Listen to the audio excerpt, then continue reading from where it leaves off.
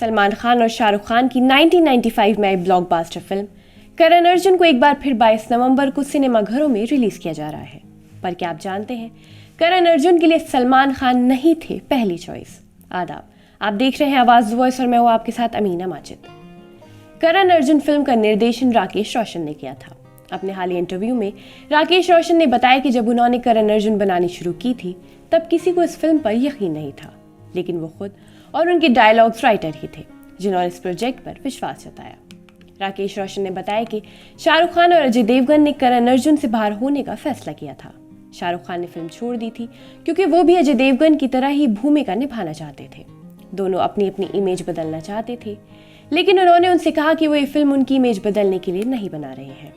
राकेश रोशन ने आगे बताया कि जब शाहरुख ने फिल्म छोड़ दी तो उन्होंने आमिर खान और सलमान खान को इस फिल्म में लिया।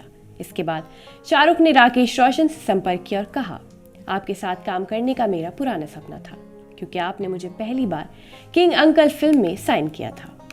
फिल्म के सेट पर शाहरुख और सलमान के बीच दोस्ती के बारे में बात करते हुए राकेश रोशन ने बताया कि 30 साल पहले जब वो दोनों नए थे तो उनकी फिल्म की शूटिंग प्रक्रिया बहुत अलग थी।